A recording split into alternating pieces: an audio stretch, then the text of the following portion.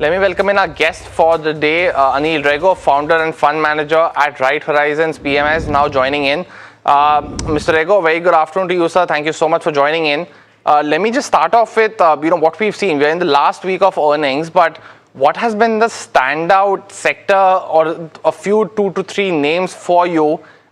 If not for today, what we've seen in the quarter one so far, what's been on your radar that you feel has bucked the trend in this quarter?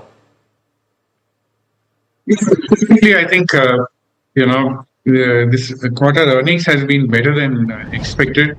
In fact, if you look at 42 companies that have reported within the Nifty itself, right, and if you look at revenue growth of 19%, and adjusted PAT of about 13%, which is ahead of street estimates. So and mid caps also has been very strong. Of course, one needs to see the completion of the cycle because it's mid caps results come a little later there. So I think interestingly, maybe other than OMCs, broadly we are seeing reasonable outlook out there. Okay, and if you ask me across sectors, we like the wealth management side. We also like hospitals. EMS is another one, which I think a combination of initiatives that are just been rolled out, and also the scale up that is happening. And certain sectors like jewellery, I think, has been a bit of a standout. Okay, and so broadly, I think it's reasonably broad based. And the interesting part is also that finally it looks like growth in earnings is also coming back to the Nifty. Mr. Rego, also let me pick out a couple of things you mentioned. One was on EMS, because we've seen, and I don't know if you can talk names, but you had Dixon's as well as the Sirmas of the world report strong earnings, give very strong momentum as well going forward.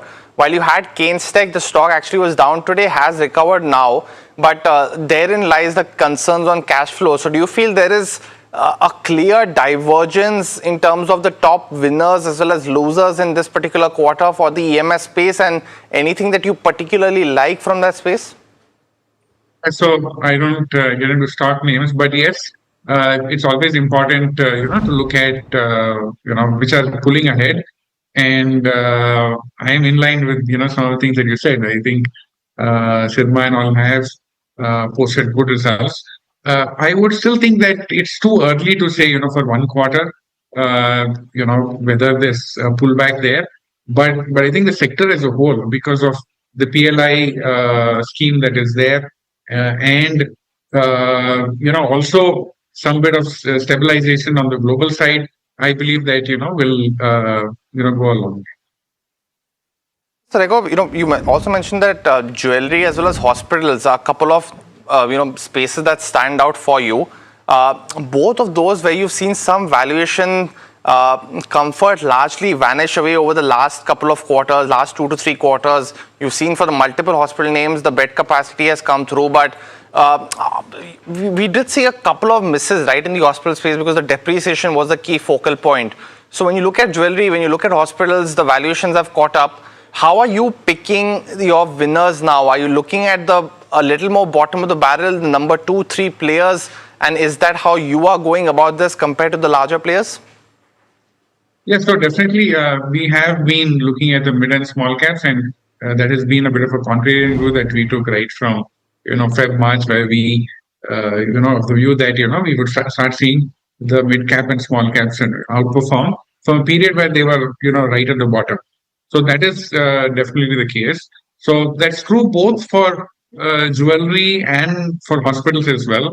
So I think there's a lot of value beyond the top names, and they have run up definitely because of the price spike. There is a move as well. Okay, but I believe that this is a bit of a sustained move that can happen over a longer term. Of course, where there have been real crazy spikes, then there will be some consolidation, but the medium to long term view is still very positive. And just one final question, because of paucity of time, a 30-second answer, if I can, from you, Mr. Rego, because you mentioned the mid and small cap space is what you're looking at. We've seen certain segments like auto ancillaries, those that have bucked the trend in this particular quarter. Apart from that, anything that you are watching out for? Yeah, so I think within that, we're actually watching out a little bit for financials.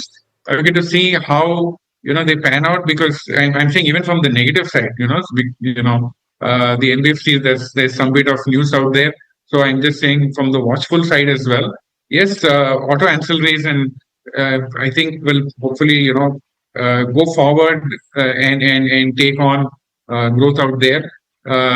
Yeah, beyond that, it's I think the same names. Aviation we are watching for. If oil prices cool off a little bit, I think that is something that will benefit. But of course, there's one name there which is possibly the only one that one can invest in.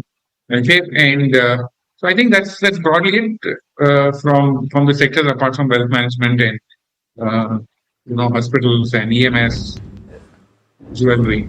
Got it. Well, that just puts in financials as an interesting name that you put out, and thanks so much for that, Mr. Rego. Thank you for joining in, because it's a perfect segue into our next conversation, because we've seen public sector banks post a very strong Q1 results.